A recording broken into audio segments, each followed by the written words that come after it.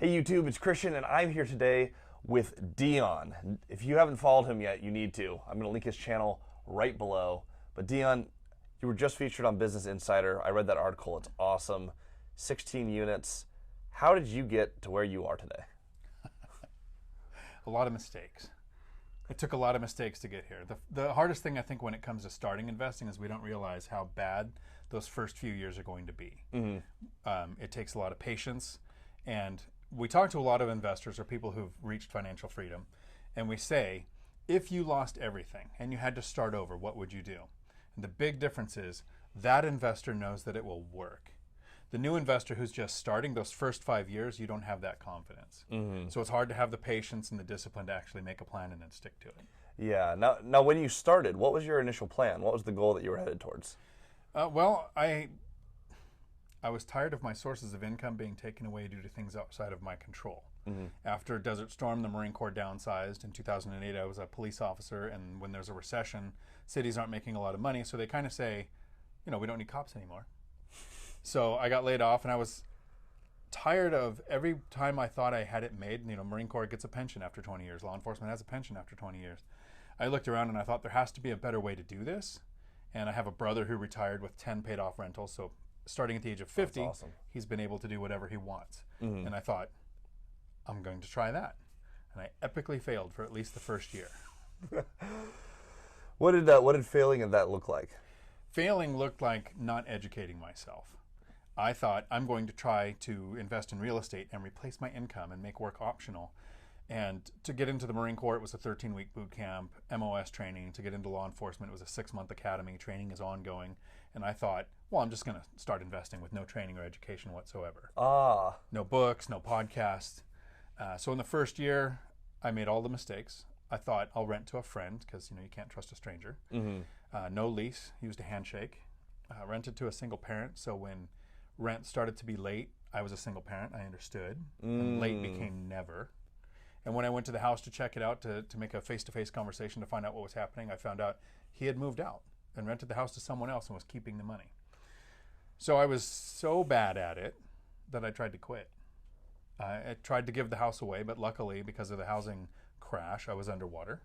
And I couldn't even give the house away. So I was stuck with it, and then I realized I hadn't educated myself. I looked for communities like this, like Bigger Pockets, started reading books like Rich Dad, Poor Dad, or One Rental at a Time, and with just a little bit of education, it took about 8 years to go from $89,000 in bad debt in my name that I didn't know existed until the divorce. As a single parent with 3 kids, starting out, working at this truck driving school that we're recording at, making $17 an hour. 8 years later, completely bad debt-free, net worth is approaching the 3 million mark. Cash flow is about $136,000 a year now. 16 rental units that I self-manage. Work became completely optional in 2018. And my goal now is to take the strategies and tactics that I used to do that and share it with people that watch your channel. That's fantastic. That's the one piece that Cody and I like to share all the time is you can't operate in theory. Like at some point you have to try something you've never done before. So you have to research, and there's going to be some point where you're operating in theory, but you need to move carefully. You need mentors. You need people around you to get there. You talk a lot about the education piece, and if you haven't followed his channel yet, he has the best education piece out there. Follow exactly everything that he says to do that. But when you are moving forward, how did you network? Did you have a mentor or guides going through this? How did you move from, I've never done this before, I failed at doing this, to I'm now successfully free from the rat race, or at least you don't have to work if you don't want to? The first thing to realize is you are going to do this. And most of us, when we first start out, we reach out to the wrong mentors. We think we know a real estate agent, so they work in the industry. Well, the real estate agent's job is to close deals. And we know a lender, or we get to talking to a lender. Lender's job is to sell loan products. I've even know people who are investors, like my brother, who has 10 paid off rentals, who thinks I was stupid for taking out mortgages on my properties. And my first real estate agent had over 30 rental units. He's financially free, has 19 agents working at his office. And the advice he gave me would have bankrupted me because he invested in a different time with a different strategy. He didn't have my resources. And had I listened to him on the first couple of deals that he had me making offers on, they would have lost money every month and I would have went bankrupt. Pick a strategy Then find people who've done that strategy and learn from them. And it's probably not going to be your agent, lender, or people that you know in investing. It's going to be somebody that you find in a format like this or in the forums on Bigger Pockets. That's phenomenal advice. Now, you said your brother started no debt, or at least paid off a portfolio, 10 units. That's not what you did. No. What does your strategy look like? So he had a paid off house, and he took out a home equity line of credit, and he bought a rental, would pay it off, buy a rental, pay it off, rinse and repeat until he was done. I had a bad debt to income ratio. I had a lot of bad debt. I wasn't making a lot of money. So I lived in a house. I had one single family house that I purchased before I was an investor. I moved from that house into an apartment because a lender told me that one of the problems with my debt to income ratio was I didn't have rental income. If I had rental income on 2 years of tax returns, then I can buy properties like a duplex, triplex, or fourplex, and the lenders would consider 75% of those rents in my debt to income ratio. So I moved from a house with my kids into an apartment. I rented for 2 years, so I'm renting to get into real estate so I could rent out my house and show 2 years of rental income on my tax records. And some people say, well, I don't want to move into an apartment because I have kids. How many millions of families live in apartments? And when I actually talked to my youngest, she was 8 at the time, she was super excited. She thought, I get to be the new girl at whatever school we move to. And apartment complexes have a pool, a weight room, and a whole bunch of other kids to play with. So sometimes instead of thinking your family is the barrier, they're the motivation to start investing. That is incredible. And I know a lot of people want to get out of renting and want to own. And what you really have to do is just look at the numbers. Like, people buy a house because they feel like you're going to move financially forward, and that's not always the case. The fact that you're able to do that, I mean, that's a humble step to say, I own a house, I'm going to move back and I'm going to become a renter so that I can move forward and become an owner. That takes a lot of discipline. That's amazing. And that was what was hard, is in those first couple of years when you don't know that it's going to work yet, having that patience of thinking, okay, I'm paying rent for 2 years to be able to buy a duplex. So I was living in a house.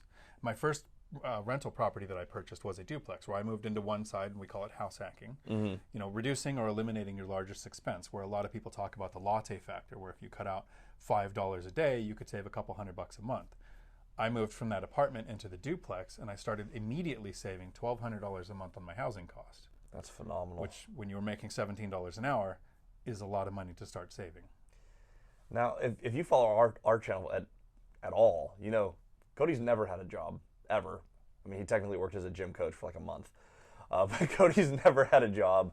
I left the rat race because I could not work for other people. We're here in your office today. Like, you're at work. You don't have to be here. This is a weekend.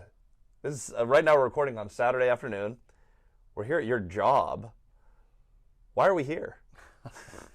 So we are actually, just so everybody knows, not a green screen. This is actually my office. There is a whiteboard behind us. So when we do Whiteboard Wednesdays, which I'm stealing from these guys, I'm not sure what day I'll do those on.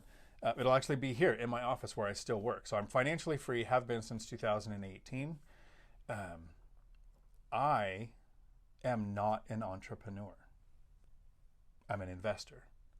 I've always had a job. I started working when I was 8 in the onion fields next to my mom. I went through the Marine Corps. I've been a truck driver. I've worked in law enforcement. I've worked at a CDL school teaching people how to drive trucks. I'm good at working a W-2 job. I used investing in real estate to make that completely optional, to where if my source of income is ever taken away or I ever decide to stop working, it's an option. But there is a time to quit your job. If you hate your job, the second you are financially independent, it's time to quit. Maybe even before, if you can find another job. But I worked my way into a job that I really like. I run a truck driving school. I actually get to help people find good local driving jobs. We have simulators, which hopefully we're going to roll some B-roll at some point. We absolutely will. They're awesome. They're huge. And we've got people training in trucks. I get to drive around in a semi like it's a go-kart. I founded a nonprofit at my job where I get to help people find non-driving jobs with local trucking companies. That's how our trucking school maintains relationships with those local companies, so our graduates don't have to go over the road. So when I was a police officer, I basically dealt with everybody on the worst day of their life. Doesn't matter if they were the suspect or the victim. It was the worst day of their life. That's why they were talking to a cop. Working at the truck driving school, I only interact with people who are trying to actively improve their life. So to me, it's just an environment I don't see me leaving. Some people talk about financial independence, retire early. I don't know that I'll ever retire late. That is really awesome. And that's when you're setting your goal, you're not going to reach your goals unless you know exactly where you want to be. When you're starting, you need to have a commitment to where you want to be and what you want your life to look like. If that's having your W-2 job, how much better is that going to be if you don't have to work for money? When you get to go to work, that's amazing. You don't have to do this to quit your job. I'm not sitting on a beach drinking Mai Tais. You're about to be on a beach, but you're not usually on a beach. So the one great thing about being financially free and knowing that work is optional is your employer also knows that work is optional. So a couple of days ago when I called the people who own the company and I said, hey, I'm going to go to Florida for a month or two and scuba until I'm bored, and then I'll come back to work, they know that the best thing to say was, cool, stop by and say hi when you're close. Having that power and freedom over your life is what both of us want for you. That's his channel is about creating your own goal. He has a strategy to get to financial freedom. Cody and I are about scale big, and we use debt differently, but the end goal is the exact same. No matter how you're scaling, how you're doing it, you're going to pick a strategy and a path that get you there. And in real estate, there's a lot of paths. Do your research. Bigger Pockets is an excellent resource. Follow him, follow us, follow whoever else. But pick a lane, stick to that lane, and achieve your goals. And Dion's someone who's done that full cycle. You pretty much get to do what you want now, which is just phenomenal. We're so happy for you. And what I want is to show people that they can do the same thing. And with real estate or with investing, there is no one right way, but there is a one right way for you. You just need to find that. It's completely worth it as long as you can understand that those first 4 to 6 years are going to suck. For 4 to 6 years, live the life that no one else wants to so that you can live the life no one else can. And we are feeling that right now. I can tell you, a year into this, I'm at 71 units. Cody's, I believe, at 87. Scaling that quickly, starting a couple companies, there is a whole lot of suck in your first year. This is hard. We don't get breaks. We don't get to celebrate often. We're pushing really hard. We know where this leads, and we know where we want to be. And that goal is what keeps us motivated. We're going to get there, and we're going to have that freedom that Dion has already captured for himself, which is just amazing. What I really like about watching this channel is you can scale quickly. You can be super motivated and like Matt the Lumberjack Landlord or Michael Zuber from One Rental at a Time, you can have portfolios in the hundreds of units. There are some people out there who are lazy, like me, and the goal is to get just enough units to where we can live however we want. And for me, financial independence actually happened with 7 units. That's when I started making more from rentals than I was making as a police officer. Now at 16 units, I make more money from rentals than I make running a truck driving school. It doesn't take a lot of units, but for somebody, you're what, half my age? Just turned 30. There you go. So for somebody with decades ahead of them where you can grow and scale as much as you want, strategies like this I think are more effective. If you're looking to just make work optional, I think the average person can do it in 10 years or less, even if you're not starting from the best position, and it doesn't take a lot of units. Absolutely. Last question I have for you. Your brother used no debt. You use some debt. What is your thought on using leverage? You're a couple decades ahead of me. What does that look like as you get further in your investing career? You've already reached your goal. Does that change debt for you? So a lot of people think that your debt structure changes and your investing changes. Like if you talk to anybody in HR at your company, if you have a 401k program, they're going to say something silly, like if you're younger, you want to be more aggressive and take higher risks. And then as you get closer to retirement, you want to take less risks with your money. I personally hate retirement accounts. That's why I think any advice on retirement accounts is just silly. And coming from people who got out of the rat race, and Cody never had a job, really, I can understand retirement accounts aren't even an option. My debt structure doesn't change. I don't plan on ever wanting paid off properties. I would like to get 1,000-year mortgages if I could. My goal is the cash flow. Cash flow happens from price, rate, and rent, not paid off property. So a lot of people think if I buy a property when I'm 30 and I pay my mortgage till I'm 60, I'll have a paid off property when I retire. Or you can invest and have a few rental properties that are never paid off, and the cash flow is multiples of what the benefit of having a paid off mortgage would be, especially when we have mortgages with rates under 6%. The inflation is usually 3%. Last couple of years, it's been over 7%. So you can borrow money now at a lower rate than inflation. Why would you ever pay that off? I want to be around 70% levered when I'm 20, 40, or 50, and I didn't start investing until I was 40. So I like 70% leverage, so I can handle a price correction. I can handle rents coming down. Rents can drop 50%, and I still wouldn't touch any of my own money. That's phenomenal. I also don't want to be all paid off, because one of the best benefits to real estate is that you gain appreciation on the value of the property, not the amount of money you have into it. So if you put $100,000 into a $400,000 duplex and it goes up 10%, you don't gain $10,000 because that's 10% of your down payment. You gain $40,000. So I want to be at least 70% levered. So as we have appreciation happening, my net worth changed in 2020 by over $600,000 just because I owned properties. I didn't make that much out of rents, and I didn't make that much of my job. But just by owning properties that are levered, I gained that much appreciation. We never count on it. We don't invest for it, but it's a byproduct that actually happens. And it's absolutely phenomenal, and which is why Cody and I always ask the question, how do I own it and how do I keep it? And if I can answer those two questions, it's a property we want to buy, and you keep it with cash flow. And then we get creative again for how do we buy the next thing, and that's how you use debt. You need to have enough buffer, so economies will collapse, rents will pull back at some point. The worst I think we've ever seen is a little over 18% in this country, where rents just took a dip in the 1920s. I was going to say, because in my life, I've never seen a rent drop. Even in 2009 and 10 here with the housing crash, rents went up because the housing crash, a big part of it was a lot of people got foreclosed on, which turned them into renters, increasing demand on rentals.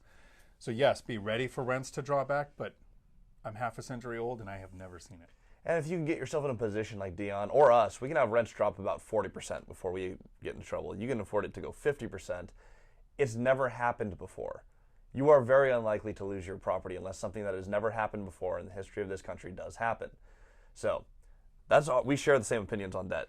Use it, but use it wisely. Cash flow is king. Appreciation is a wonderful benefit that will multiply your money. You need to make sure you're getting paid while you wait. Time's an important factor, but you don't have appreciation today. You don't bank on it today. You don't predict where it's going to be 5 years ago. You just buy, so you know in 5 years, no matter what happens, you still have the property and you're still getting paid to hold that property. Dion, this was fantastic. Thank you for letting us use your amazing background on your channel. You are iconic, and we appreciate this a lot. Well, I appreciate it, Christian. If anybody has any questions and wants to reach out, my channel is Dion Talk Financial Freedom, and I do about 3-hour live streams every Tuesday where the live stream basically goes as long as the questions keep coming in.